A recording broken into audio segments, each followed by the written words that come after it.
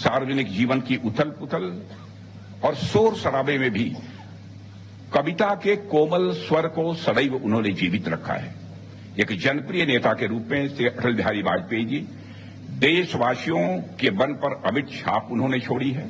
इस सच्चाई को भी कोई नकार नहीं सकता है, लेकिन उतनी ही गहराई से उन्होंने अपनी कविता के माध्यम से लोगों के दिलों को जीतने में भी उन्होंने कामयाबी हासिल की है।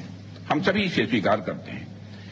और जिन दिनों अटल जी 10वीं कक्षा में पढ़ते थे, शायद आपको जानकारी होगी कुछ लोगों को, उन्होंने अपनी लोकप्रिय कविता जो पहली लिखी थी, हिंदू तन मन हिंदू जीवन रग रग हिंदू मेरा परिचय, यह कविता उन्होंने लिखी थी।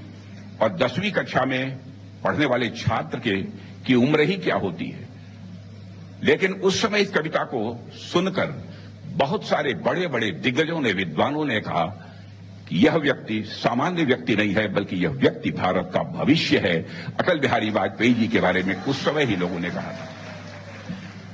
सन 1942 में कालीचरण कॉलेज के ओटीसी में कैंप लगा था और उस समय राष्ट्रीय स्वयंसेवक संघ के सरपंच संघ चालक गुरुजी उसमें मौजूद थे। जब उनके सामने उन्होंने यह कविता पढ़ी तो पूरा का पूरा सभागार ही तालियों की गड़गड़ाहट से गूंज उठा था।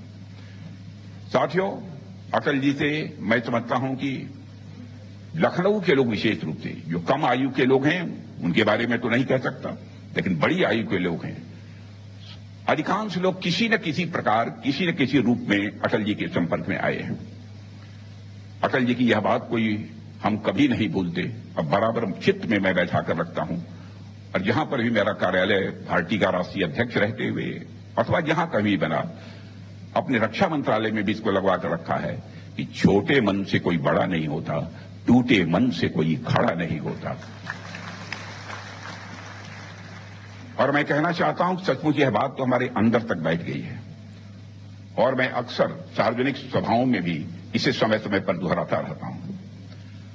बराबर अटल बिहारी वाजपेयी जी इस बात के लिए सजग रहते थे कि ऊंचाइयों पर व्यक्ति प्रायः अकेला हो जाता है। जब भी बड़ी ऊंचाई हासिल होती है, व्यक्ति अकेला हो जाता है। पद, प्रतिष्ठा और बड़े दायित्व कई बार हमें लोगों से दूर कर देते हैं। यह बोध उनके मन में हमेशा रहा कि ऊंचा होना और अलग थलग हो जाना दोनों एक बात नहीं है। उनकी सबसे जानी मानी कविता ऊंचाई भी, उस कविता का नाम ही उन्होंने ऊंचाई रखा था, ऊंचाई भी इसी भाव को व्यक्त करती है। और यह कविता उन्होंने 1992 में पद्म विभूषण की उपाधि प्राप्त करने के बाद यह लिखी थी। इस कविता में अटल जी ने लिखा है, जरूरी यह है कि ऊंचाई के साथ विस्तार भी हो, जरूरी यह है कि ऊंचाई के साथ विस्तार भी हो, जिससे मनुष्य ठूंठ सा खड़ा न रहे, जिससे मनुष्य ठूंठ सा खड़ा न रहे, औरों से घुले मिले, किसी को साथ ले और किसी के संग चले। यह अटल बिहारी वाजपेयी जी ने लिखा। और यह कहा जा सकता है मेरे बहनों भाइयों कि अटल जी के जीवन में ऊंचाई के साथ साथ विस्तार भी था। इसी कविता की अंतिम पंक्तियां है कि हे प्रभु, मुझे इतनी ऊंचाई कभी मत देना, गैरों को गले न लगा सकूं, इतनी रुखाई मत देना